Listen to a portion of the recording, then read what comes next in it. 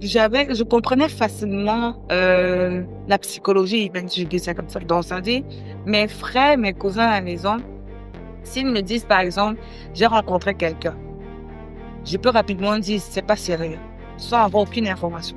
Quelles sont selon toi les principales causes d'échec dans les couples? Est-ce que tu sais que tu peux être femme indépendante, mais tu dépends de ton mari? Quand tu sais où tu vas, tu ne t'agites plus. Tu ne vois qu'un mari potentiel en tout temps qui te cause avec toi. C'est ça le problème des soeurs en crise. C'est que quand elles sont célibataires, la chair chauffe. Ouais. Et dès qu'un garçon même l'apprécie, il invite même au restaurant, le frère même ça nous aussi seulement. Il veut aussi une bonne compagnie. Elle a déjà vu un sujet de prière, Seigneur, est-ce que c'est lui? Ouais. C'est parce que sa chair chauffe. Ouais. Quand ta chair ne chauffe pas, et quand tu as soumis ça à Dieu, je t'assure, tu es concentré. Ok, il y a un phénomène qui se passe souvent. C'est quand tu de cas, un homme parle de ce qu'on dit. Il doit avoir une femme qui est un peu agité. un peu agitée. Est-ce que c'est vrai? Tu es quelqu'un de calme. Ça ne veut pas dire que tu n'aimes pas quelqu'un de bruyant. Ou ça ne veut pas dire que tu dois devenir bruyant. Tu as juste besoin de quelqu'un d'un peu bruyant pour donner la vie à ta vie. De façon personnelle, à quel moment est-ce que, avec ton époux, quand vous étiez en train de discuter, à quel moment est-ce que tu as subi cette vie?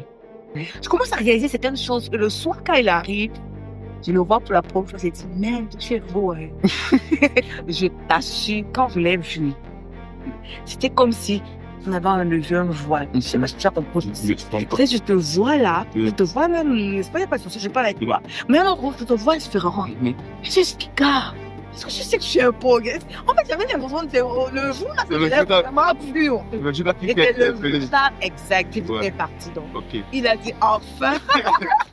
Bonjour, Mme Chaniguel. Merci d'avoir accepté de passer à cette émission.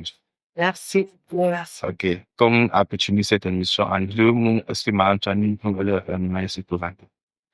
Ok, bonjour aux auditeurs de la chaîne. Je suis Madame Thierry, je suis coach et je suis présidente fondatrice d'un mouvement chrétien aussi, Inspire Son Life. Et nous sommes pratiquement une centaine dans le groupe et on a toute une équipe dont le but est d'aider des personnes à se reconnecter à la pensée de Dieu pour le mariage. Donc, nous faisons des talks chaque samedi et on organise notre première conférence en mars et régulièrement, on partage des informations en fonction de nos propos différents courants pour aider les célibataires à mieux vivre leur célibat et préparer les personnes à entrer dans leur saison de mariage, surtout à savoir identifier le partenaire de leur destinée. Ok. Moi, j'ai une question que je vais poser à l'entrée de jeu. D'accord. Qu'est-ce qui t'a poussé à te consacrer dans l'accompagnement des couples chrétiens? Oui, qu'est-ce qui m'a poussée? C'est parce que quand je suis née de nos jours, faut le dire, avant que je naisse de nouveau, j'étais une jeune fille vraiment très active. Voilà, C'est comme c'est que ça, c'est une chaîne que beaucoup de personnes suivent. Donc, quand tu dis naître de nouveau, c'est mieux Ok. d'expliquer c'est quoi naître de Quand nouveau. j'ai accepté le Seigneur Jésus Ok, c'est dans bien. ma vie, Voilà. ça demande un changement radical, n'est-ce pas? À l'époque, j'avais un copain et je faisais la fête et tout, naturellement, comme tous les jeunes, il n'y avait pas de souci. Et quand j'ai accepté le Seigneur Jésus-Christ dans ma vie, j'ai commencé à comprendre que ma vie ne doit plus être pareille. Quand je disais la parole, je comprenais que ma vie devait plus être pareille. Mais avant même ça, je comprenais facilement, la psychologie, même si je dis ça comme ça. Donc, ça dit, mes frères, mes cousins à la maison, s'ils me disent, par exemple, j'ai rencontré quelqu'un, je peux rapidement dire, c'est pas sérieux, sans avoir aucune information. Sans même connaître la personne. Sans connaître la personne. Bien sûr, la personne me raconte une scène. Pendant qu'elle croit que le problème c'est A, je dis que non, le problème c'est C. Tu vois, j'avais cette facilité, je savais même pas ce que c'était. Donc, parfois même mes soeurs me disaient qu'elles me racontent plus leur histoire parce que ça finissait toujours comme j'ai dit que ça va finir en fait. Et chemin faisant, donc, quand je suis arrivée à Christ, j'ai très vite su que il fallait comprendre ce que Dieu voulait vraiment. Et je suis allée dans la parole de Dieu, j'ai produit dans la connaissance et la compréhension. J'ai compris donc ce que le Seigneur attendait de nous dans notre période de célibat, pour dire ça comme ça. Et avec ce que je vivais déjà quand j'étais pas encore, quand j'avais pas encore accepté le Seigneur, ça s'est développé, puis c'est comme ça. Et moi-même, d'abord, j'étais le propre prototype. Ça m'a amené à vivre mon célibat dans le Seigneur vraiment de façon à comprendre que on ne subit pas le corps, on ne subit pas les pulsions, qu'on peut effectivement se marier sans avoir de rapport sexuel. Parce que ça a été mon cas. J'ai fait pratiquement 5 à 6 années avant de me marier, je l'ai pas connu. Donc, on s'est marié blanc, comme moi, je suis souvent là. Et tout ça, dans toute cette période, j'ai appris tellement de choses et j'ai vu que les jeunes subissent beaucoup de choses, même quand ils viennent dans le Seigneur. Et je crois que le Seigneur avait déjà un programme dans ce sens-là pour moi. Et avec ce que j'ai vécu, ça a été une grande motivation d'aider aussi ceux-là qui veulent faire les choses selon ce que la parole de Dieu dit. Donc, voilà notre participation. Ok, je vais poser une question à André au fond. Quelles sont selon toi les principales causes d'échec dans les couples? Ça, de façon principale, mais en particulier dans les couples chrétiens. Ok, de façon générale, d'abord, la principale raison d'échec, c'est que les gens ne se connaissent pas. Les gens ne se connaissent pas. C'est-à-dire? Ça veut dire que tu es un jeune garçon, tu vois une fille, elle est très jolie, elle est entreprenante. Waouh! Quoi? Ça te plaît. Et à cause de ça, tu te mets en couple avec elle. C'est suffisant le fait que tu ailles vers elle et tu dis, voilà, moi, je veux quelque chose de sérieux. Elle regarde aussi, tu es un jeune, qui semble être intéressant et tout. Vous vous mettez en couple. Sauf que tu as des frustrations, des traumas que tu ne connais même pas pour commencer même à gérer. Ok. Tu vois. Et puis, vous mettez en couple sur cette base-là qui est éphémère. Parce que plus vous allez vous côtoyer, plus vous allez découvrir qu'il y a des choses qui sont bizarres quand même chez elle. Quand vous allez découvrir des choses qui sont bizarres quand même chez lui, c'est vrai que il est entrepreneur, il est ceci, il est cela. C'est vrai qu'il est belle-mère. Parce qu'elle parle là, papa, il peut pas m'ascolter le genre et tout ça. Oh, tu n'aurais pas pu voir ça avant. Ok. Tu vois. Et maintenant, quand le clash de caractère arrive, qu'est-ce qui se passe? Soit on va se séparer. Si on est déjà marié, on commence à être là physiquement et depuis être là émotionnellement. Tout maintenant, cette histoire de double vie. Donc voilà, la principale raison, c'est qu'on ils font des choix superficiels, choix par émotion, choix par feeling. Le mariage, c'est une question de destinée. On ne choisit pas son partenaire simplement parce qu'il répond à certains types de critères. Je vais aller comme ça. Non, c'est bien plus profond que ça. Et ça commence par soi-même, pas avec l'autre. Parce que dès que tu fais un travail sur toi, la nature te déconnecte de tout ce qui ne te correspond. D'abord même, avant que tu ne commences à entrer dans la spiritualité. Tu vois ce que je veux dire? Maintenant, tu commences à facilement discerner ce que tu ne veux pas et surtout ce que tu veux. Et tu as dans cette disposition de payer le prix pour ce que tu veux. Parce que tu sais que toi-même, tu payes le prix fort pour te préserver, pour travailler tes traumas, pour travailler ta mentalité, pour te découvrir continuellement, pour que la personne qui vient trouver une personne, pas forcément accomplie, entre guillemets, mais une personne qui est déjà prédisposée, configurée pour choquer la vie. Parce que peu importe ce que je dis là, il y aura toujours des difficultés. Or, notre travail dans toute la vie, c'est de faire quoi? C'est de travailler à gérer ces difficultés-là. C'est ça. Et non, vous les chrétiens, le problème des chrétiens, c'est l'ignorance. C'est l'ignorance. Tu vois, parce qu'on dit, le Seigneur Jésus nous a sauvés, tu as tout accompli, tu es au-dessus de tout. Prie. Si Dieu te montre que c'est telle personne, c'est bon. Donc, il se contente simplement de prier. Et vraiment, je peux te dire que c'est belle personne. Et c'est vrai. Sauf que même quand je dis qu'il faut se marier selon sa destinée, c'est-à-dire choisir le partenaire de ta destinée, ça ne suffit pas. Tu peux épouser la personne qui te correspond, et vous divorcer. Et c'est possible. Bien sûr. Parce que le mariage, c'est une question de gestion de caractère. C'est pas l'enchant. Bon, je peux épouser la personne qui est prédestinée pour moi. Prédestinée pour toi, mais vous divorcez parce qu'on n'avait pas su gérer votre caractère, vos défis. Il y a des configurations qu'on n'a pas su gérer. Si tu n'as pas, si tu te maries après te correspond, tu vas pas gérer tes traumas. Toi, tu es un homme, par exemple, tu vas pas gérer ton ego. Tu vas détruire la relation.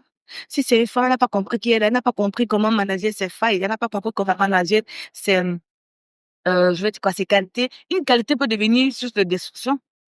Oui. Et parmi dans les différents challenges que vous allez rencontrer, la mauvaise gestion va vous amener tout droit vers le mur. Ça sera plus que le Seigneur n'était pas dans votre relation. Donc, du coup, ça fait que l'ignorance donc qui amène les chrétiens parfois en retrait là où je veux qu'ils soient, mais ils ne pas savoir comme ça. Ok, c'est l'ignorance. À quoi ressemble selon toi un couple chrétien? Ok. Ça fait partie le mot équilibré dans le slogan de nos mouvements, vivre une vie épanouie et équilibrée avec Christ. C'est ça. Une vie équilibrée, c'est une vie où on sait faire la part des choses.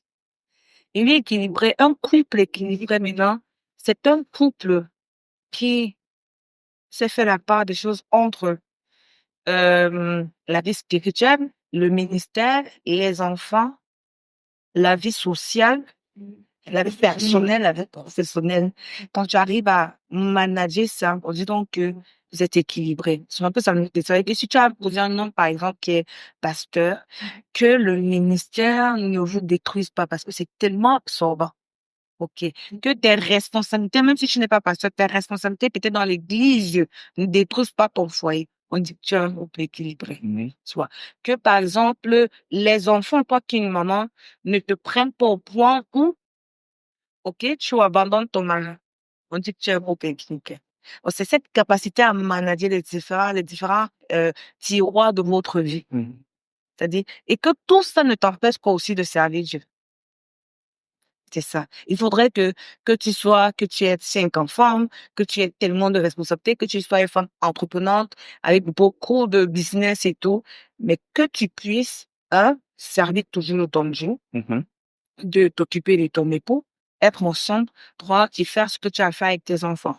Donc, c'est tout ça, c'est la gestion de tout ça qui crée dans l'équilibre. On dit que voilà, dans un couple équilibré, on ne s'occupe pas des gens externes, s'occupe pas de l'église, s'occupe pas il ne coupe pas le bois avec ses enfants, par exemple, non, je ne travaille pas parce que, non, faut avoir cette aptitude-là. Il dit que je travaille, mais j'ai un temps pour prier. J'ai un temps pour méditer la parole de Dieu. Je travaille, mais j'ai un temps que je raccorde avec mon époux. Je travaille, mais j'ai un temps que je raccorde à mes amis. Ouais. C'est la gestion de tout ça qui crée dans l'équilibre. OK. La première question que je veux poser, c'est, entre soumission biblique et égalité des genres, combien de couples chrétiens doit-il s'organiser aujourd'hui? Entre soumission biblique et quoi? Égalité des genres. Égalité des genres. OK. On a fait ça comment? Masculin, féminin. Oui, nous sommes égaux, c'est ça? Nous sommes Nous sommes égaux. Vous savez, la société, Parce que je dis ça parce que généralement, c'est que dans les photos, généralement, les femmes, certaines femmes m'ont dit que nous sommes égaux. En fait, elle a pensé, certaines femmes pensent qu'elle est égale à l'homme. Et les hommes ont mentionné, non, moi, je suis supérieur à elle. Ouais. Comment elles font ça? Et donc, la Bible dit, demande la fenêtre soumise. Ouais. Il faut savoir ce qu'on peut dans la vie. OK. Il faut savoir, tu vois, ça revient, tu savoir qui on est. Qui Vous savez, oui. Vous savez, Dieu a créé, c'est Dieu qui a créé le monde. Rien ne surprend Dieu. Même celui qui ne croit pas en Dieu, ça ne le surprend pas. Non, tu ne crées rien de nouveau qui dit, hey, t'as sobre.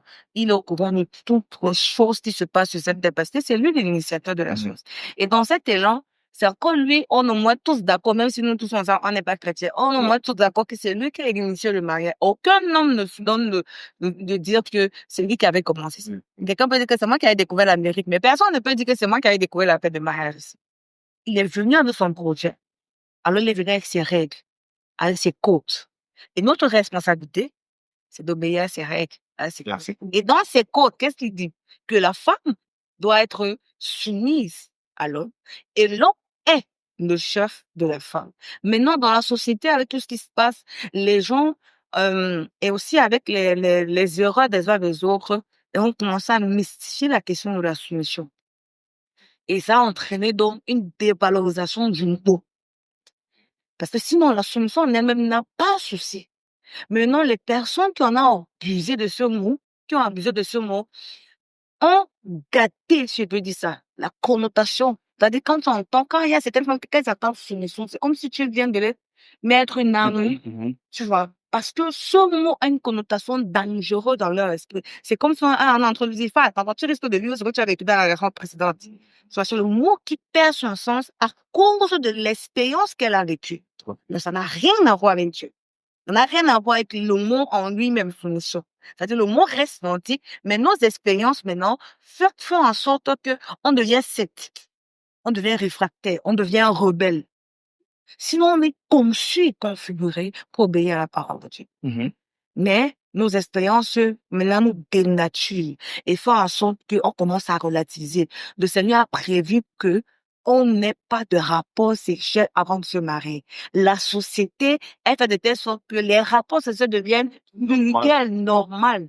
Et ça crée quoi dans une dénature, un dysfonctionnement. Maintenant, quand quelqu'un, une jeune fille de 15 ans, un jeune garçon de même de 12 ans, dit qu'il va avoir des rapports sexuels, c'est tellement normal pour lui que quand tu mets même le blâme, il te trouve anormal. Dénaturation. Pour revenir à quoi? Dieu a prévu chaque chose à sa place, n'est-ce pas? Maintenant, si on n'éduque pas les gens à revenir à la pensée de Dieu, voilà pourquoi on a tous ces désordres là. Sinon, il n'y a pas une question d'égalité. Je dis, comment tu fais être égal à moi en réalité? Il y a des choses que je ne pourrais même pas imaginer. Je peux être intelligente plus que toi, mais il y a des choses qui sont fonction de ma programmation en tant que femme. Tu vas jamais avoir les règles, frère. On est d'accord, non? Mon sexe ne va jamais se tendre. On est d'accord. Donc, c'est des fonctionnements, donc, qu'importe l'égalité que je veux prôner, ça ne peut pas être pareil. Tu vois, ton testament, je n'ai pas ça. Tu vois un peu, il faut qu'on comprenne ça d'abord. Il faut qu'on comprenne déjà ça. Maintenant, dans les fonctionnalités, les choses sont telles que, pourquoi est-ce qu'il y a trop ce besoin? Les femmes veulent porter, par exemple, le poids de la chaise fiancée. Est-ce que c'est que tu peux être femme indépendante, mais tu dépends de ton mari? Indépendant. Oui. Mais tu dépends de Mais tu choisis de dépendre de ton mari. C'est-à-dire que tu gagnes de l'argent. Tu n'as pas de souci à te faire de l'argent. Mais cet argent, c'est ton mari qui manage ça. C'est pas toi. Donc, je n'ai pas de problème sur que la femme soit indépendante financièrement, c'est-à-dire, elle entreprend des choses, mais sous le couvert de son mari. Il reste mon chef. Et lui-même est censé être quelqu'un aussi qui pourvoit. Mais non, quand les gens, tu entends souvent les gens dire, je veux une femme de Proverbe 31, est-ce qu'ils ont pris le temps d'étudier qui était l'homme du Proverbe 31? On demande des choses sans avoir la configuration, tout ça, sans avoir la configuration qui correspond à ce qu'on demande. Parce que même quand l'on proclame d'avoir une femme soumise, il faudrait pas qu'il oublie qu'il doit aimer cette femme-là comme Jésus-Christ. C'est ce qui est écrit, c'est la suite. Parce que tu ne peux pas demander quelque chose et toi-même tu n'es pas correspondant à la chose-là. Et quand ça ne sera pas là, tu vas être pointé du doigt. Mais le Seigneur dit que la femme doit être soumise, c'est une vérité. Maintenant, la femme n'est pas dans soumise. Qu'est-ce qui se passe? Regarde, est-ce que tu es en train d'aimer comme Christ? Est-ce que s'il n'y a pas la soumission, tu as l'autorisation de ne plus aimer ta femme? Est-ce que tu veux d'avoir en train d'aimer ta femme comme Christ? Parce que Christ a aimé comme Christ a aimé l'église. Il a aimé l'église au point de se sacrifier. Sacrifier sa vie, pas un domaine de sa vie, sa propre vie. Donc, c'est un amour sacrifié. Ta femme n'est même pas soumise. Tu es soumis, tu lui apprends la soumission. On n'apprend pas la soumission en enseignant, en pratiquant. Quand il va voir que le mari, tu ne peux pas d'abord être un chef, tu n'es pas l'exemple. On est d'accord. Et moi, je dis souvent sur les réseaux sociaux, comment on doit d'abord être soumis? En fait, c'est blessant, mais c'est la réalité parce que tu es le reflet de ta maison. Tu es le leader. Tu es le premier, si on peut dire. Le premier, c'est l'exemple. On te regarde, on s'inspire de toi pour faire. Ça, c'est la vérité que les hommes ne savent pas. Et ils ont compris seulement la partie que la France soit soumise. Et c'est pas faux. Mais il faut donc savoir. Ta femme doit être soumise. Parfois même, ta femme n'arrive pas à être soumise. Et en tant que chef, montre-nous ce que c'est que la soumission. Sois la soumission. Représente la soumission. Regarde, même si elle est repère avec les démons, elle va sortir. C'est un fait. C'est Christ qui ne te sait pas moi. Tu vois, donc, quand les hommes qui disent qu'ils veulent les femmes soumises ne comprennent même pas ça, ils demandent ce qu'ils ne peuvent pas gérer. Parce que quand ils ne verront pas ça, ils croiront que c'est pas eux le problème et que c'est la femme le problème. Il va vouloir chasser, faire les réunions de famille. Non. S'il y a un désordre dans ta maison, les assiettes ne sont pas lavées, le premier responsable, c'est toi, le chef. Est-ce qu'on regarde les subalternes quand il y a l'entreprise cool? On regarde. Quel est le responsable commercial ici? Tes commerciaux sont un fait commande, on ne peut pas pointer un commercial. Voilà. Exactement. On prend le chef, on dit, mais dis-nous. Et le chef, maintenant, son tour va prendre ses subalternes, il montre ce qu'ils font, ce qu'ils manquent, ce qu'ils corrigent comme ils peuvent corriger. Mais aujourd'hui, est-ce que les hommes sont responsables? Est-ce qu'ils comprennent la dimension, la profondeur d'être un chef? 90% des hommes ne sont pas prêts à se marier, malgré qu'ils aient la barbe. 90% sont des hommes. Malgré qu'ils aient la barbe, qu'ils aient de l'argent même, qu'ils aient une situation stable. C'est-à-dire, ça lève même ceux qui ne travaillent même pas, c'est trop rare pour eux. C'est trop. Donc, on élève, artistes encore même garçons, qui doivent travailler à leur vie. Choisir les gens qui demandent les femmes déjà en mariage, ils n'ont pas déjà en mariage, ils n'ont pas de quoi manger pour eux-mêmes là. Ils ne sont même pas comptés.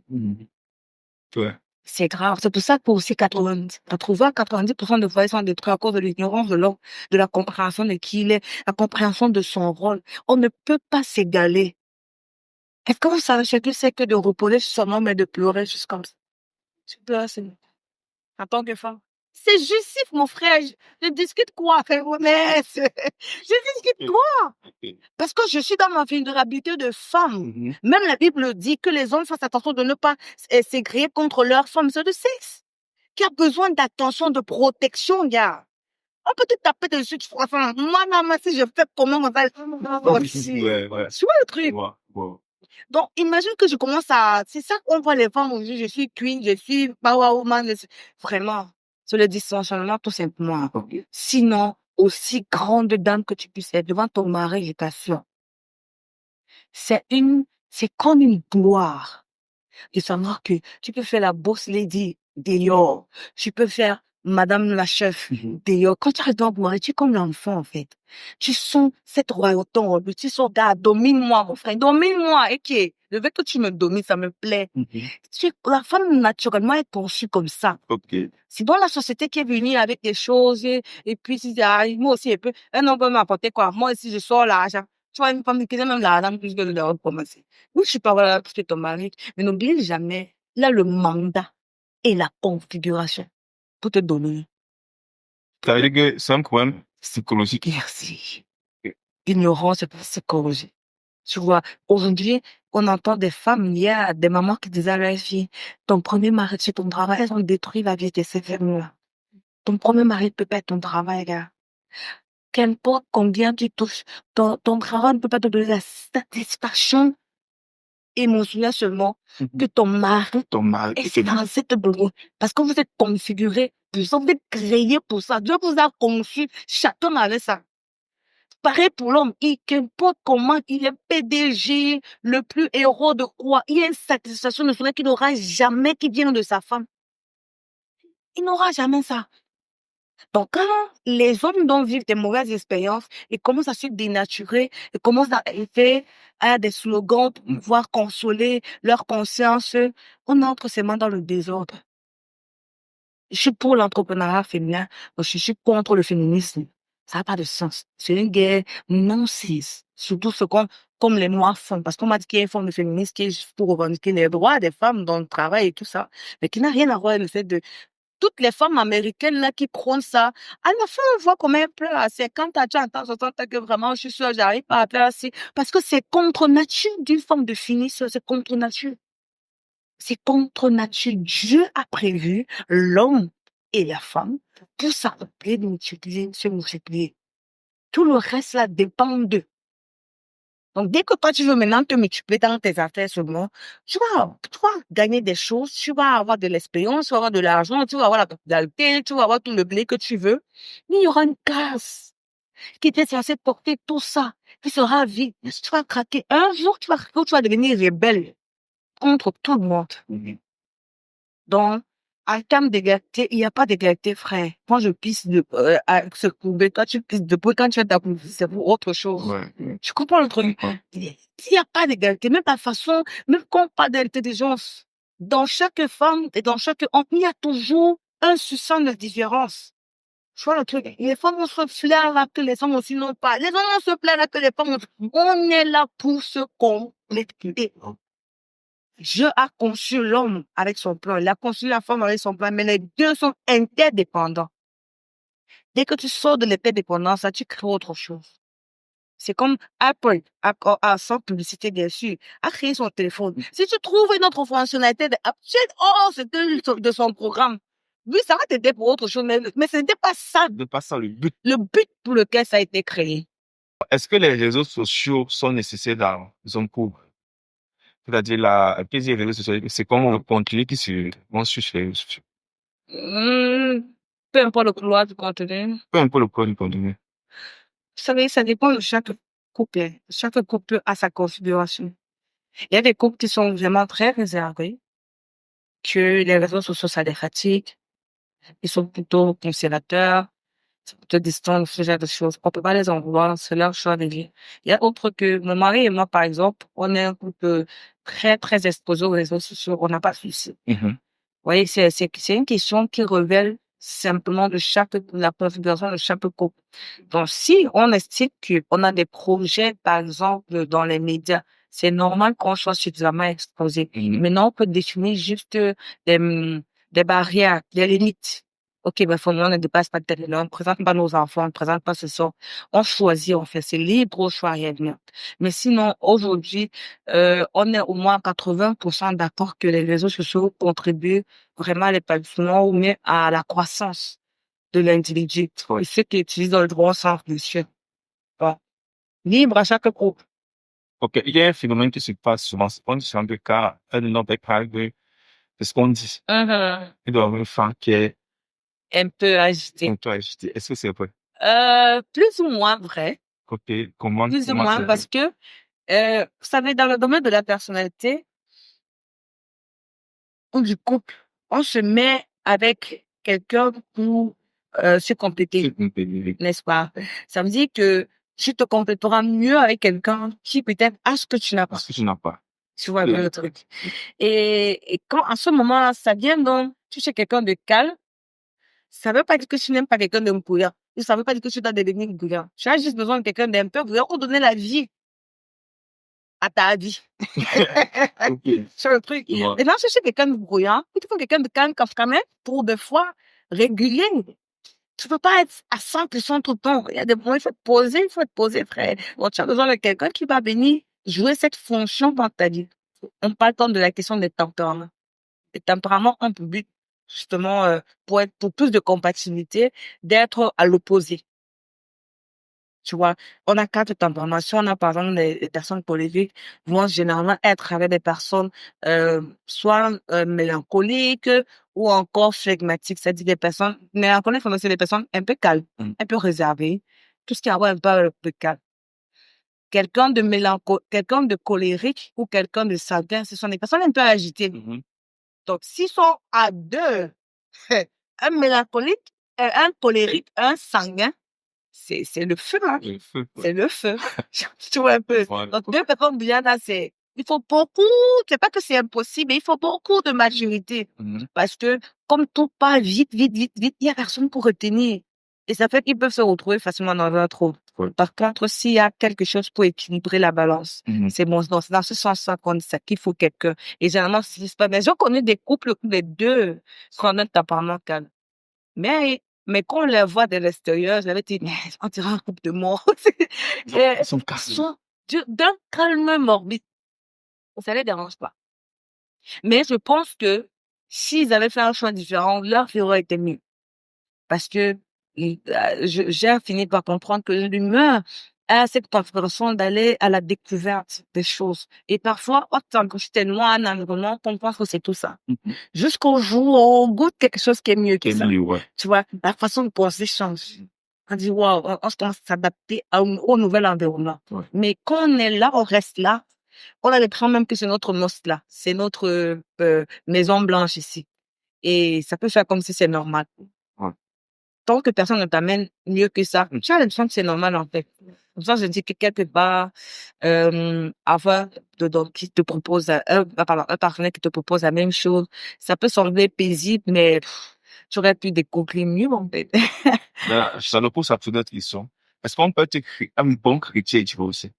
Oui, je t'ai dit qu'on peut être plusieurs partenaires de sa destinée. Non, je dis être un bon chrétien. Oui, Il dit aussi. oui. Pourquoi? Parce que ça ne dépend pas de toi seul.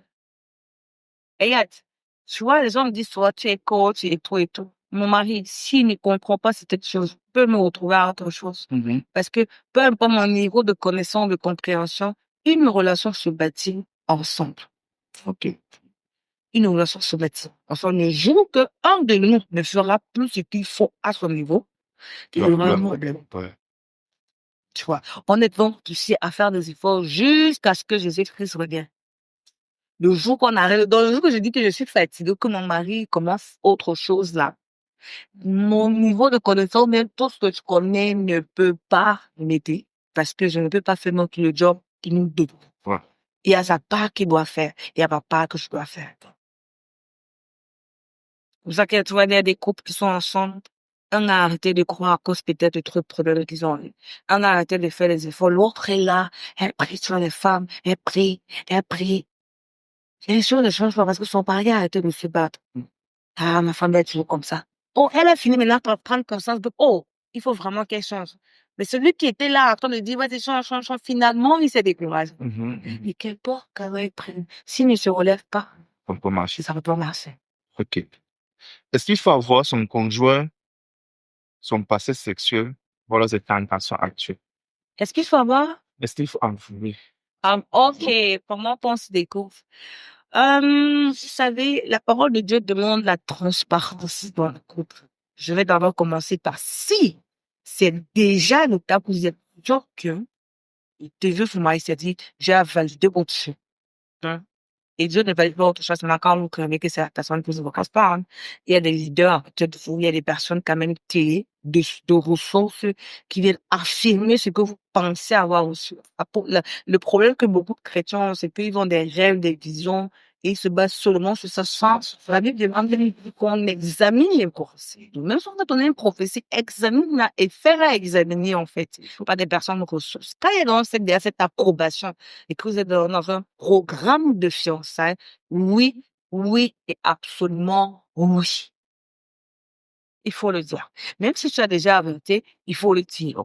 Même si tu as eu des partenaires avant fini, il faut le dire. Mais non, il faut avoir du tact. N'est-ce pas? Ne choque pas le frère de l'enfant de... Il faut avoir du tact dans la famille de dire, il y a un peu de sang quand même. Et des approches, il peut ne pas dormir la nuit là, parce que, à partir de regarde, quand tu vois l'histoire de Marie et Joseph, ok, c'est en fait, c'est de ça qu'il s'agit. Mais dans l'autre sens, Marie est vierge, ok? Donc, Joseph sait que c'est lui qui sera le premier. Ils sont en procédure de fiançailles. Donc, il peut attendre toutes les nouvelles, sauf une nouvelle de grossesse. Ouais. Tu vois le truc? Je vois. Et comme le Saint-Esprit vient dire à Marie que, l'ange vient dire à Marie que, ma chérie, c'est toi que Dieu a choisi pour porter son fils. Elle dit que, mais, après ça s'est passé comment? Moi, elle ne connaît pas de lui, on ne t'inquiète pas. On dit au même instant, elle a conçu. Sauf que, tu vas venir dire comment à un homme qui sait que tu es vierge, que tu es enceinte. Ça passe comment, mon frère? Mais tu es obligé de lui dire pourquoi vous êtes en procédure de fiançailles. Ouais. Impossible que tu vives un truc qui ne soit pas au courant. Même si ça choque, il faut la marier. Qu'est-ce qu'elle dit? L'affaire, c'est Dieu connaît ça. Et il part révéler à Joseph. Hein? Il apprend à Joseph que quand il dit, parce qu'elle doit dire de toutes les façons. Oui. Quand il dit à Joseph, ok, le gars dit que l'affaire, c'est, maman, hein, tu vois, je te respecte beaucoup, hein. Mais, doucement, pas au cas, tu vois pas, c'est trop fort pour moi. Ton niveau aussi, c'est trop, ton niveau de spiritualité, ça, non, tu as dépassé, c'est trop fort. Ouais. Tu vois, posément, mais elle doit dire. On n'entre pas dans le mariage avec des secrets. On n'entre pas dans le mariage seulement avec des choses bizarres. Joseph n'a pas posé la question. Bassante. Joseph n'a pas posé la question. Elle a pris l'initiative de dire après. Quand elle a dit, car c'est nous, mon frère. Quand tu dis que c'est Dieu, Dieu m'a dit. C'est là où tu commandes, même si c'est un passage que Dieu te dit, maman. Non, c'est fort. Dieu a vu que vrai, il faut qu'il intervienne. Hein, on dit que non, j'apparais, je dis que non, laisse, c'est moi, c'est elle qui a dit la vérité. Donc, c'est ça le principe de la transparence dans le foyer en grâce. Tu dois pouvoir dire pendant cette procédure de fiançailles à ton futur époux que voici ma situation. Parce que beaucoup de gens ne savent pas que dans le monde spirituel, ce sont les informations qui dominent. Ça veut dire que pour t'atteindre, j'ai juste besoin d'informations. Plus j'en sais sur toi, mieux je sais comment me mouvoir. Et maintenant, quand tu me caches une information, ok, quand je te cache une information, une histoire de mon passé peut ressurgir dans mon futur, nous créer des problèmes. Et je crois, et tu pourrais croire que j'ai fait exprès. Et ça devient quoi? Une faille que l'ennemi peut utiliser pour vous détruire. Mais que je le savais pas. Et que toi-même, la femme, tu n'imaginais pas. Mais l'homme, si sa femme même 15 ans, tu ne sais pas ce qui se passe et une faille s'ouvre, ton mari ne te fait plus jamais confiance. Pourtant, c'est même pas comme si tu as voulu, tu as su qu'une histoire, c'est quelque chose qui est passé depuis que toi, tu te rappelles même. Ouais. Mais le manque de transparence t'a prédisposé à un échec futur que toi-même tu ignores. Voilà pourquoi, quand tu deviens chrétien, tu ne fonctionnes plus selon la société. Tu fonctionnes, qu'est-ce que Dieu autorise? Qu'est-ce que Dieu défend? Dieu est dans l'absolue transparence. Avant de nous marier, on est on sait tout dit. On sait tout dit jusqu'à ce qu'on se rappelle, même quand nous sommes déjà mariés, on dit. On tient encore. On dit encore. Quand même maintenant, si on se rappelle, on dit. Ok. Donc, la réponse est un oui absolu. Est-ce qu'un chrétien peut se marier par amour sans consulter Dieu? Ok. Et aussi subir les conséquences sans appeler Dieu, non? Vous savez, le mariage, c'est quelque chose de je sens. On ne sent pas. Tu peux sentir, c'est vrai. Tu peux sentir, c'est vrai. Voilà pourquoi il faut soumettre. Et Seigneur, je sens quelque chose sur toi. Parce que, de la même, est-ce que vous savez que Satan a accès au trône de Dieu? L'histoire de Dieu nous fait comprendre ça. Ça veut dire que Dieu, même quand Jésus était dans le désert, qu'est-ce que Satan faisait? Il donnait des versets bibliques, donc il connaît les choses. Bon, il peut te donner un rêve, il peut te donner une pensée, il peut te donner des sensations, il peut influencer tes sensations. Voilà pourquoi il faut avoir le discernement. Tout ce que tu sens n'est pas forcément vrai. Ok. Donc, il faut avoir le discernement. Tu vas prier pour demander à Dieu. Quand tu finis de prier, tu peux confier ça à... C'est pour ça qu'il faut avoir des leaders qui sont authentiques dans la foi, pas ceux qui fabriquent les mariages des gens. Des leaders vraiment qui sont authentiques. C'est le process de Dieu pour nous.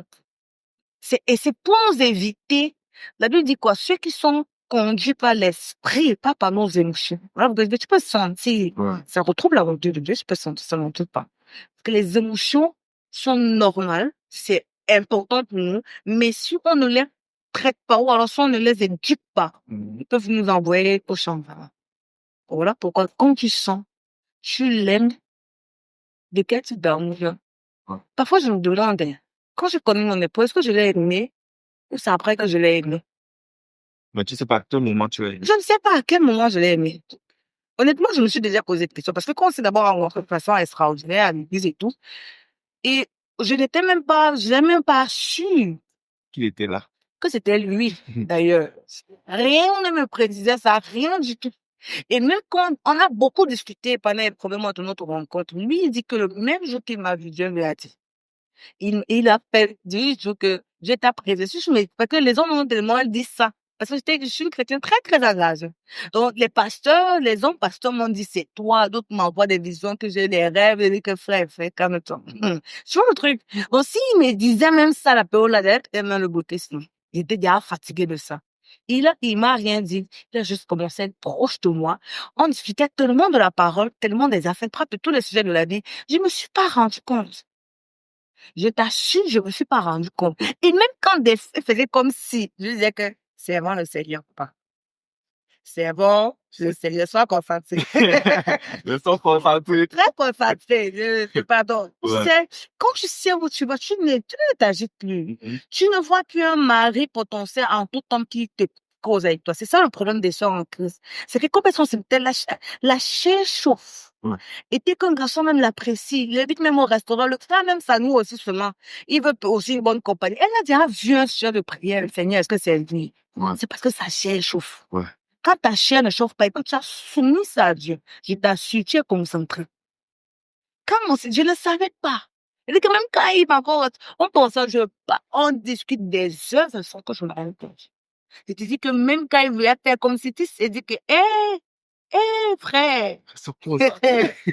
Tu le pardon. Ne me déroute pas, parce qu'il ne faut pas que tu oublies que la compétition, c'est pas pour le mariage. C'est un truc.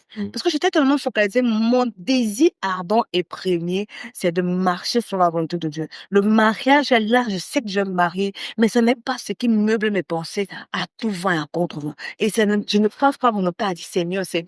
Et Jacques m'a soigné aujourd'hui, Pierre m'a soigné, et nous, on m'a tenu la main à l'église. Est-ce que c'est lui? Oh, c'est quelle souffrance, c'est non ça. Et beaucoup de sœurs en Christ souffrent de ça parce qu'elles n'ont pas pris le temps d'épurer leur voix, alors de conditionner ton esprit, son âme et son corps à dire que, si même le monde devait s'arrêter demain, moi je disais souvent que, si le monde même devait s'arrêter demain, c'est souvent que ça me trouve que de sais. Et quand j'avais dit que, sur mes réseaux sociaux, j'avais expliqué comment ça s'était passé quand j'ai décidé d'être chaste. J'avais dit à Dieu que quand j'ai décidé d'être chaste, là, si ça se trouve qu'il me faut 10 ans pour me marier, va seulement faire 10 ans. Et si pendant les 10 ans, tu reviens, mais tu vas seulement revenir, on va partir. Ok. Parce que quand je disais ça, est-ce que j'étais trop sûre de tenir? Je ne sais pas. Mais j'étais trop sûre de vouloir tenir. Tu vois, entre la condition. J'étais trop sûre de vouloir tenir et que rien d'autre ne puisse prendre la place là dans ma pensée. J'allais rencontrer une personne pendant ma saison de célibat, j'entends finir païen comme chrétien. Ouais. Tu vois, je ne fuyais pas, j'allais pas. Et quand je disais même que c'était pas encore, on me croyait même pas d'ailleurs. Parce que c'était tout ce qui me faisait vibrer. J'avais changé ma mentalité, ma façon de voir les choses, mes priorités. Je m'étais éduquée à voir les choses selon l'angle de la parole de Dieu. C'est toute une éducation. C'est toute une éducation, mais qui vient par la soif que tu as. J'étais parmi les personnes qui disaient que il faudrait qu'un païen me voie un jour. Et sache qu'il a fait l'erreur de ne pas connaître Jésus-Christ. Ok. Tu vois le truc? Je vois. C'est ça qui me suit les personnes. Ça fait tellement bien, elle est bien, c'est comme des gens bien, hein. Déjà même en Christ, ça, mais toujours, non. Faut attention aussi à l'attention. Beaucoup de fois, quand on le dit, parce qu'il est pasteur, les prophètes, c'est pour ça qu'il faut se connaître. Parce que quand tu te connais, tu découvres aussi ce que Dieu attend de toi. Tu découvres là, C'est ça, comprendre ça. merci. Quelqu'un peut venir là, il est même déjà établi. Ok, sa vie a un sens. Peut-être que c'est pas lui. Si tu ne parles même pas prier, c'est pas lui. Si tu n'as pas ces informations, tu te bases sur quoi pour dire que c'est pas la Là, chair. toi, de façon personnelle, à quel moment est-ce que, avec ton époux, quand vous étiez en train de discuter, à quel moment est-ce que tu as su que c'était lui? À quel moment? On était peut-être 3 mois. 3 mois, 2 mois, je sais plus. Dans l'intervalle, 3 ou 4 max. 3 mois. De conversation, De conversation. quand c'est connu, 11 février 2022. Ok. Tu vois? Bon. Et j'avais un prétendant avant. Ok. J'avais un prétendant que j'étais en Pendant ce temps, avant. à part lui. Avant. Donc, en 2022, en 2020, qui est revenu vraiment, c'est un frère, on se connaît quand j'étais pas encore chrétien. Et il est revenu. En fait, j'avais fait qu'il attire au Seigneur, mais après, j'ai dit que c'est pas pour moi que j'ai accepté, donc je me suis éloignée de lui. 1 an après, on s'est rencontrés, il m'a dit qu'il veut toujours épouser. J'ai dit, ok, on va voir. Je ne peux pas te dire oui tout de suite, mais, pourquoi pas? Je te connais aussi depuis et tout et tout. Vraiment, j'étais pas très sûre, mais je me trouvais à l'époque là très idéaliste aussi. Parfois, en fait, on me le disait souvent, tu es trop idéaliste, vraiment, tu as trop de critères, je disais que bon, peut-être qu'il faut que je baisse un peu, tu vois. Mais au fur et à mesure que je l'observais, vraiment, j'aime Dieu. Ah! De même dans mes défauts, j'aime Dieu. De même dans mes défauts, j'aime Dieu. Ok. Tu vois un gars comme ça, vous parlez de Dieu, tu parles de la parole, tu peux pas renchérir. Ah, mon mari, si on commence un débat là, tu vas pas t'en sortir. Chacun a quelque chose qu'il a emmagasiné de Dieu. Donc, on a une pas, j'aime ça. Il n'aime pas ça avec le frère, je finis des autres, il dit, ah, mais Seigneur. Et puis te sèche. Mais, il dit, même, c'est de la blessure. Après, bon, on apprend, hein. On peut apprendre. Je fais ça de moi et tout. Je donne même les livres, que nous lisons tes livres, je vais t'aider à comprendre si 2 mois après, tu as de nouveau blessure, c'est tout. Tu as senti que C'est fatigué. Ok. Là, c'est pour me prendre en regard. Je vois le truc. Je vois. Là, c'est pour me prendre. Je commence à comprendre que non. Et pourtant, le gars osait bien. Le genre de femme que les hommes aimeraient avoir. Genre d'homme que, il rentre avec l'argent, il dit que bon, voici les 5 dans la fidélité, il va avoir, en fait, non. Quelle femme ne peut pas. Mais comment si tu aimes le Seigneur, comment il fallait qu'on dise voici l'argent, le sourire vient la bonne chose. Et mais, je sentais que le dynamisme que j'ai dans la parole, il faisait même des songes qui ont été en tout, il était pasteur et tout, et je n'aimais pas entendre que je pasteur. Dis que j'aime Dieu, ne veux pas le titre pour aimer Dieu. Il dit que non, j'étais là, tu enseignais et tout, j'étais là, la police est venue, tu sais, j'étais défendue, j'ai dit, hein, papa, ok. Tellement le gars croyait qu'on peut vraiment se marier. Moi, c'était trop aussi clair. Et finalement, j'ai compris qu'on ne peut pas. Sauf que au moment où je devais le dire, on l'avait empoisonné. Ouais. que je passe vraiment les dentales avant pensionnaire, je peux pas le dire parce que on est en fin de l'année 2020 et on croit en pourtant soit en décembre, soit en janvier, un truc comme ça. Et ben, je dis qu'ok, de toute façon, il faut que je dise après ça. Et c'est en février, donc, 11 février 2021, que je rencontre dans mes bureaux. J'organise une conférence sur l'entrepreneuriat à l'église, tout simplement. C'est quelqu'un d'autre qui l'invite maintenant. Et quand on se croise, moi, vraiment, j'avais ressenti. J'avais même pas, s'il avait même pas posé de question, peut-être je l'aurais même pas remarqué, tout le truc. Et à la fin, j'avais partagé, mon mouvement Inspire sur live, comme je dis, comme je me suis présenté au début. Il y avait, le jeune chrétien entrepreneur, voilà. C'est de ça qu'il parlait. Et, wow, moi, c'était bien. Moi, ça m'a pas interpellé, en tout cas. Mais quand même, il y avait des points de similitude.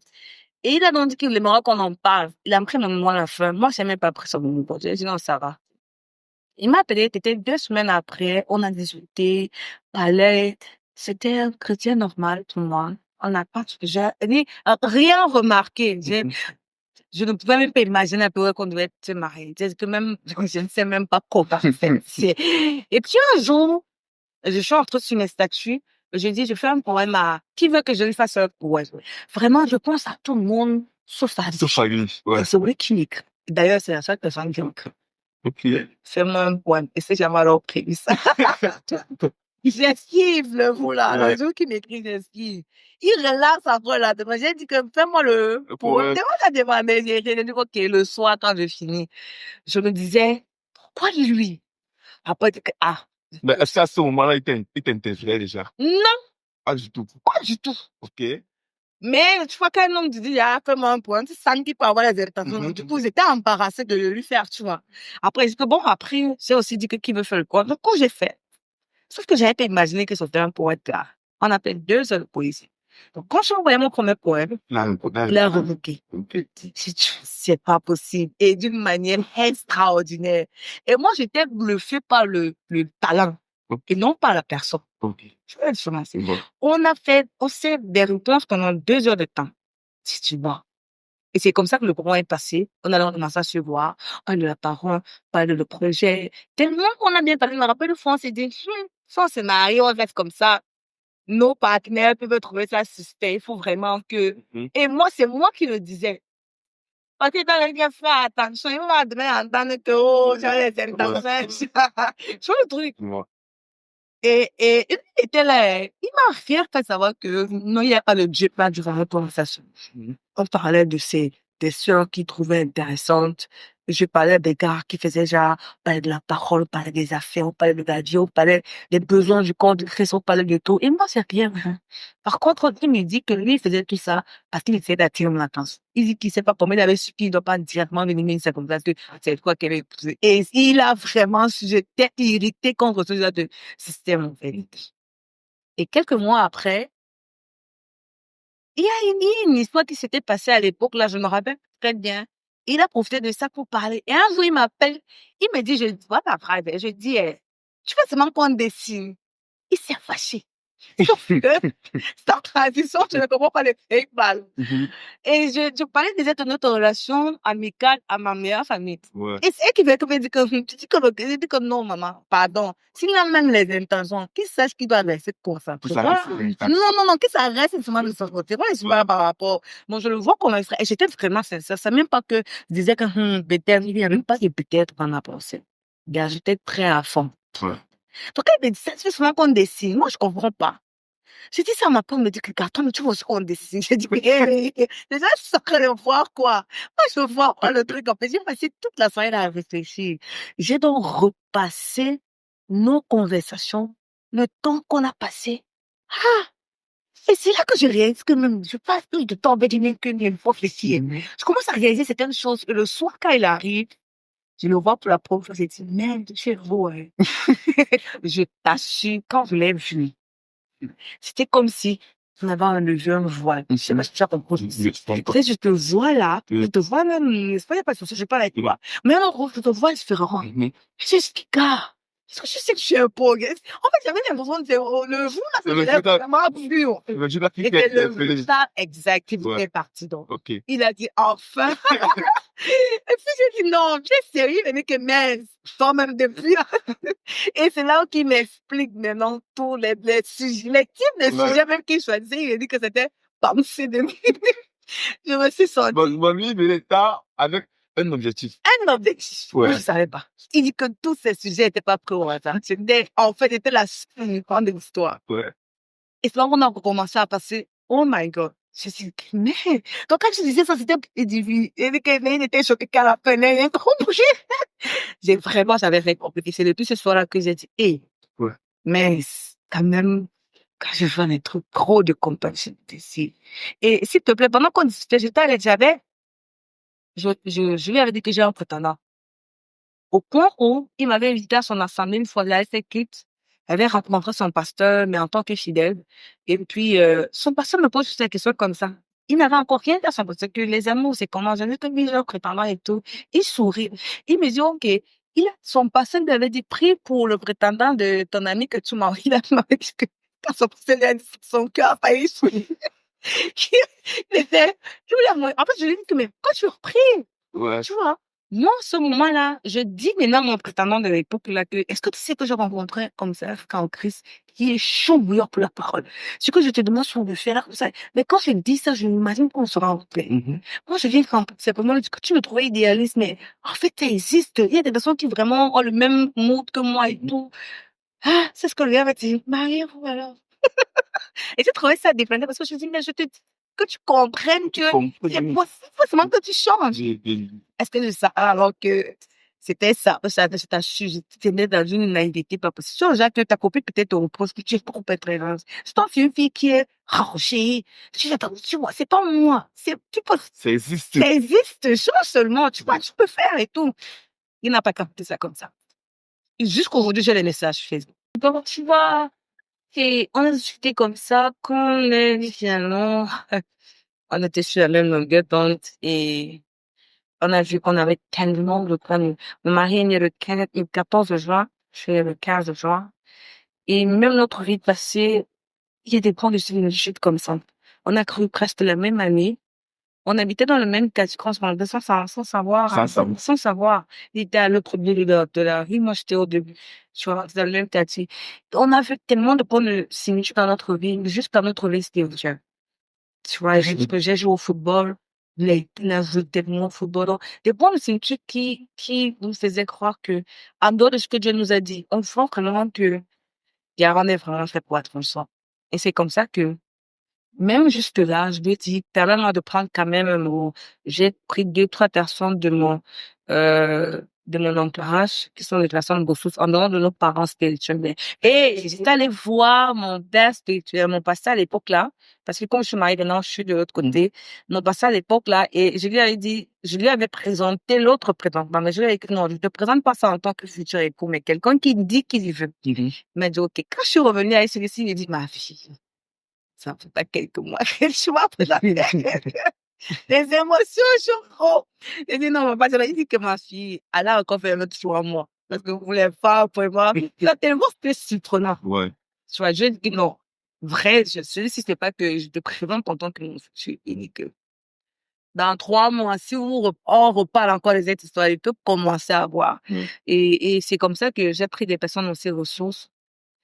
Et ma prière devant Dieu, c'était, montre-moi ce que je ne vois pas. Parce que, OK, je crois déjà que c'est celui qui me fait. Mais il y a des choses que je ne vois certainement pas. Des choses que je ne connais pas. C'est là la beauté de la spiritualité. C'est pour ça que quand les païens se marient, eux n'ont que ce qu'ils voient. Voilà pourquoi ils prennent ce concubinage, qu'ils le vivent d'abord avec la femme pour voir ou l'homme pour voir. C'est des moyens parce que l'homme a besoin, la femme a besoin de savoir si c'est vraiment ce qu'il voit là qui va être. Ouais. Tu vois. Et nous, on a Dieu qui fait que il peut me montrer son bon côté. Il peut tout faire bien à mes yeux. Mais Seigneur, toi, tu le connais mieux que moi. Révèle-moi. Et il m'a révélé des choses. Quand je l'ai arrivé, je lui ai dit qu'il était dans le domaine que personne ne lui avait jamais dit. Il a failli pleurer. Il m'a dit, comment tu as fait pour ça? Moi, j'ai jamais fait un acte qui te montre si. J'ai dit, je sais juste. Tu vois. Ça, c'est la preuve qu'on n'entre pas quelque part sans qu'on fait. Parce que quand tu entends quelque part sans continuité, quand tu vas découvrir ces choses-là, tu pourras même pas avoir la force ou la prédisposition qu'il faut pour te mettre à batailler, tu vois. Quand tu m'as dit ça, j'ai commencé à comprendre même pourquoi tu m'appelles à être coach. Parce que le coach, c'est un appel. C'est pas une histoire de faire des formations, commencer à signer des autres. J'ai commencé à comprendre que, mais si j'avais pas vraiment suivi la voie de Dieu, je sais même pas si j'aurais pu me tromper. Je te dis la vérité, Dieu. Il y a beaucoup de choses pendant mes enfants et même pendant mon mariage, je comprends que si j'avais pas cette conviction, je ne pouvais pas m'en sortir. Je pouvais pas m'en sortir. Et ces choses-là qui me montraient, où je comprenais de mon mari, par la grâce de Dieu, m'ont permis de me conditionner, me prédisposer à savoir comment manager ça. Pareil de son côté. Et voilà pourquoi si ça ne dépendait que de lui, le mois qui suivant se marier, hein. Lui, il était dans c'est ça, les espoirs que les filles qui ont vraiment, il était fatigué. Lui, là, donc, dès que on m'a dit qu'il fallait simplement que je me rende compte, dès que je me suis acceptée, il n'y avait plus aucune, il lui disait, certainement, si tu es prophète, donc tu dis à la tête que Dieu là, c'est dit que c'est le jour là que tu vas connaître son nom. J'étais fou convaincue. Et je profite pour dire aux gens que mon mari n'avait pas l'âge. On a fait d'autres mairies et qu'une soirée. C'est là où aussi j'ai appris la faveur. On dit souvent, lorsque Dieu donne la vision, oui, on a provision, c'est très vrai. Beaucoup de gens veulent la provision avant la vision. Pour être sûr qu'ils peuvent raconter. Je ne fonctionne pas comme ça. Je te donne la vision et te laisse courir avec la vision. Mais la chose que je peux te garantir, si ce projet que tu as bien vécu, la provision est là.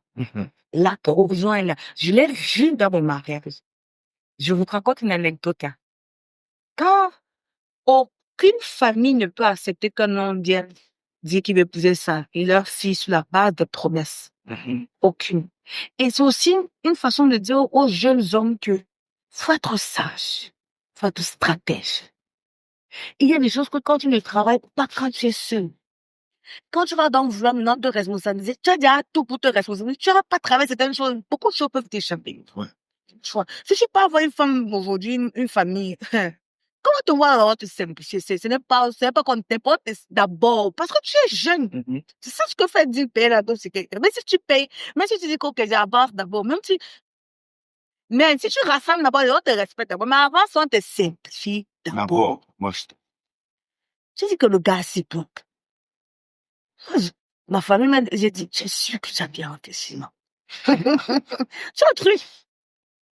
Et c'est vrai, mon mari n'avait pas l'argent. Et c'est moi qui disais que si Dieu est dans le projet, si on passe seulement.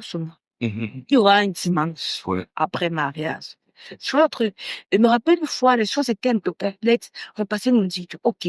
Entre-temps, quand je le rencontre, il était en train de vouloir faire ses bureaux avec un de ses amis, peut-être que tu le connais, mais après ça, quand tu vas aussi vouloir faire les choses selon Dieu, il faut pas oublier que tu vas aussi perdre beaucoup de choses.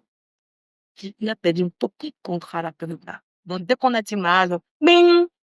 Il dit que c'était un à un comme ça. Le matin, quand il est dit qu'il m'envoie ce matin, il m'envoie une message. Oh, personne m'a dit que, vraiment, j'ai des autres coachés le contrat. Ça a donné, c'était une vie et tu vois, parce que, mais je lui disais, il avait m'écrit, hein, il a remis sur le connaît. Et, s'il y a une chose que j'admire chez mon époux, c'est sa télé-réalité. C'est même dans les situations de comme ça que rien ne existe. Rien que tu il est moins fragile dans la difficulté. Très moins fragile. Et il était devenu, au point où manger, il comptait. Parce que la gestion, elle, c'est quelque chose d'extraordinaire. Et c'est cette gestion-là qui nous a permis de nous en sortir. Quand on partait, faire le coaching avec nos pasteurs demande, on avait déjà dit, c'est important d'avoir Dieu dans sa vie. Dieu nous avait révélé comment on devait faire les choses. Je vous assure que Dieu nous a donné la stratégie. Je le dis aujourd'hui devant la caméra. Peut-être nos familles vont tomber dessus. Mon pasteur, on avait dit que si on nous demande ça, voici comment on va faire. On ne ment pas. Mais voici la réponse, sagesse, stratégie qu'on va donner pour ne pas qu'on interrompe. Parce que aucun parent ne va entendre que non, je crois que, il y a pas je crois que c'est que j'ai, tout simplement. Et justement, le jour fidèle, quelques jours après, le pasteur nous appelle et dit que bon, en termes de ça, c'est comment? On dit que bon, c'est géré, il n'y a pas de souci. Non. Ça me dit que tu sens que tellement je peux avoir tellement de temps. Il dit, oui, quand je vois c'était les promesses. Mais quand je vois, par rapport à ce il faut là, oui, Ouais. je t'achète, c'est un de faux. Mais ça, on peut ça comme si, là, on est rentré. On a dit, oh Seigneur. Faut intervenir. Ouais, c'est bien. En fait, même pas dans l'avion, on était tellement, et c'est important, nous deux, focalisés sur le but. On n'avait pas peur. Donc, quand je pouvais peut-être paniquer, s'interroger, j'étais là pour lui dire, la parole de Dieu dit quoi? On prend ça. On commence à citer. On avait un cahier de mariage. Tu écris les choses, tu bats. Là, demain, tu écris encore, tu bats. Et tu vois, on a prévu les choses dans le cahier là. Et Dieu a fait grâce. Les personnes qu'on n'imaginait même pas. Il y a une différence entre faire confiance à Dieu et faire confiance que les gens peuvent t'aider. Parce que c'est Dieu qui suscite des personnes. Quelqu'un peut sortir de nulle part ici pour faire tout ce dont tu as besoin. S'il fallait qu'on te donne ton imagination, essayer d'imaginer ce tu peux pas. On ne pouvait pas imaginer. Même les gens que je savais qui pouvaient m'aider. À ce moment-là, avec des difficultés qui ne disaient pas son nom. Mais comme notre confiance était en Dieu, voilà pourquoi Dieu nous demande de ne pas faire confiance en nous. C'est pas qu'on ne fait pas confiance à la personne que tu es. C'est que, il y a des gens qui font confiance à, et fait qu'on met sa confiance en. Ouais. Enfin, je te fais confiance, mais ma confiance n'est pas en toi. Ouais. Ma confiance est en Dieu. Les gens croient que, tu vois, quelqu'un te dit que non, il faut pas mettre ta confiance à elle, il faut pas faire confiance aux gens, il faut pas faire confiance. Non, il faut faire confiance aux gens, mais il faut mettre sa confiance en quelqu'un. Voilà. Et notre confiance on s'est vraiment éduqué sur ça. C'est dans ça que, c'est dans la période de mariage que j'ai compris la différence. Si, voilà, il est ça, il devait dire, il est connaissé, soit les femmes, soit des jeunes hommes. En est-ce qu'ils sont pas mariés, mais qui en ça sont mariés. Est-ce qu'il va nous dire? Ce que je peux dire aux hommes d'abord qui aspirent au mariage, c'est déjà aspirent au mariage selon Dieu. Parce que le programme de ta vie, c'est Dieu qui le définit. Même pas tes parents peut-être peuvent le savoir. Donc, c'est Dieu qui a entre tes mains ta vie. Entre ses mains, pardon, ta vie. Ouais. Donc, il vaut mieux découvrir ce Dieu. Voilà pourquoi je dis non, même pas dans le mariage, tu ne découvres pas qui est le Seigneur Jésus-Christ. C'est super important. C'est pas tout juste un effet de masse, faut donner sa vie à Christ. C'est important. Notre destinée est cachée en Christ. C'est pas une question de religion. C'est vraiment ce que le Seigneur attend de nous. C'est-à-dire, quelqu'un qui me dit qu'il aime, je devrais pouvoir comprendre ça. Que croire en Jésus-Christ est la seule façon, la seule manière de se rapprocher de Dieu et de faire sa vie selon Dieu. Ce n'est pas une question, oh, les églises dérivaient, les églises pentecôtistes. Non, c'est une question de relation avec Dieu. Si tu veux une relation avec Dieu, si tu veux fonctionner, découvrir ce que le Seigneur, tu peux travailler déjà, tu peux avoir des voitures et tout ça, mais le plan que Dieu a pour toi est caché en Christ. Et quand tu découvres ça, la deuxième des choses que je peux dire à quelqu'un ici, c'est ne te lance pas dans le mariage sans avoir découvert qui tu es. Quelle est ta perspective? Qu'est-ce qui te caractérise? Qu'est-ce qui fonctionne avec toi? Quelles sont tes blessures émotionnelles? Quelle est ta sensibilité? Qu'est-ce qui t'énerve? Pourquoi ça t'énerve? Guéris de ça.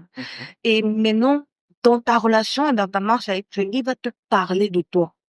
Il va te parler de ce qu'il attend de toi. Il va te parler de là où il va t'amener. C'est pas une question qui va te dire, mais tu auras comme des petites informations nécessaires. Ouais. Et ça va te permettre, en tant qu'homme déjà, de comprendre quel est le genre d'homme et le futur mari que tu vas devenir, avant de penser même la femme.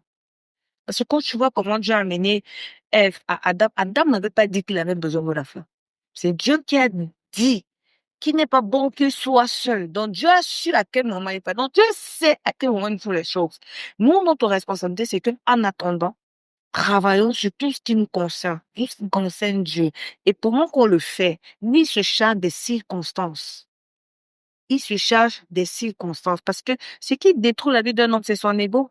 Tu peux être un garçon très bon, mais ton ego t'empêche même d'avoir certaines opportunités, tu vois. Et c'est comme ça que dans le foyer, ça sera pire.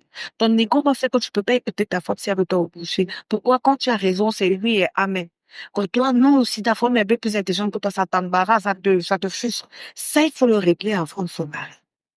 Et quand tu le fais, je t'assure, la question du mariage, c'est même pas toi. Elle s'est pose à toi. Tu vois. Pareil pour la femme. Vraiment, le temps qu'une femme prend pour acheter des perruques, pour des skincare, c'est bien. Mais vraiment, le même temps, la même énergie, qu'elle prenne ça pour travailler sur sa personne, autant que l'homme le fait, pour travailler à, elle représente quoi? Qu'est-ce qu'elle doit faire en tant que femme? Qui elle est? De quelle manière elle peut savoir? Quels sont les traumas qu'elle a? Parce que tant qu'on ne guérit pas de notre trauma, on transporte tous nos démons, nos frustrations depuis l'enfance, jusque dans le mariage. Et c'est comme ça que les gens se refusent d'être épanouis à cause de ce qu'ils pensent, parfois même inconsciemment. Avant même de commencer à penser mariage, penser à votre relation avec Dieu, c'est important de voir, c'est vraiment important de le faire. C'est là le vrai déclic d'une vie selon Dieu. Moi, je dis selon Dieu, avant de parler de mariage, parce que le mariage est compris dans notre vie. Regarde, si quelqu'un n'est pas unique, parce que la Bible dit que ceux qui sont uniques, voilà, c'est ceux qui se sont préservés uniquement pour Dieu. Et est-ce que c'est Dieu lui qui a choisi? Tu vois, il y a d'autres qui ont choisi eux-mêmes. À part ces deux catégories, tout homme, toute femme est appelée à se marier. Donc, le plan, c'est pas quelqu'un ne se marie pas et qui n'est pas en train de servir passionnément Dieu sans femme, sans homme, c'est que Dieu n'a pas prévu, c'est que Dieu n'a pas choisi. Ça veut dire que s'il ne s'est pas marié, c'est qu'il n'a pas su faire le choix, c'est qu'il y a comme des influences occultes qui viennent empêcher de le faire. Mais tout compte fait, Dieu t'a prévu que tu te maries. C'est toi, ta responsabilité, c'est maintenant de faire ce qu'il faut et de bien faire ton choix. Le mariage, c'est une question de destinée, pas une question de feeling. Donc, quand tu vas travailler tout ça, le feeling sera là. Il peut avoir le feeling dans le mariage, mais il peut avoir le feeling sans la destinée. Quand tu vas travailler ça, mon mari et moi, le feeling, c'est un autre monde. Ok, Dieu ne te donne pas ce qui ne va pas te correspondre. Toi, tu donnes ce qui te correspond jusqu'au plus petit détail que tu ne peux imaginer. Si c'est même une question de sexualité, les gens disent qu'il faut tester. Si j'arrête les gars, je fais ça. Non, Dieu te donne ta compatibilité sexuelle. Oui, ta compatibilité émotionnelle. Mais si toi-même, tu n'es pas déjà compatible avec toi, c'est tu n'as pas traversé la même chose. Tu peux pas attirer ça.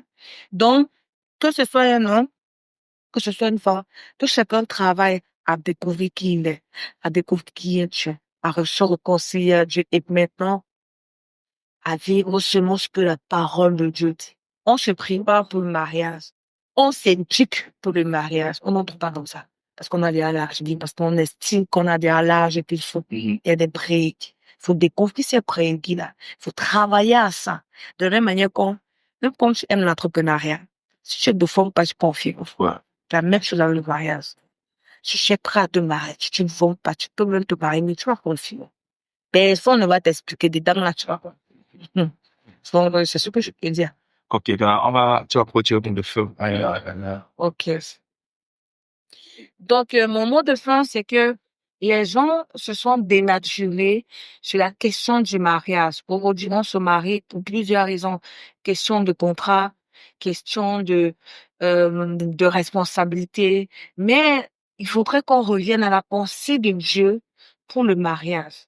Dieu a ses codes, a ses principes qu'il a lui-même institué sur la question du mariage. Et notre responsabilité, c'est de revenir à ces codes, à ces principes-là, de les appliquer afin d'avoir un mariage selon celui qui a créé le mariage et non pas selon nos frustrations, non pas selon la société. Donc, c'est ce que je peux dire. Et merci beaucoup encore. Ok, c'est vraiment aussi. Merci, madame, de d'avoir de venir cette partie, moi, je sais. Il n'y a pas de cas. Okay. C'était un plaisir pour moi.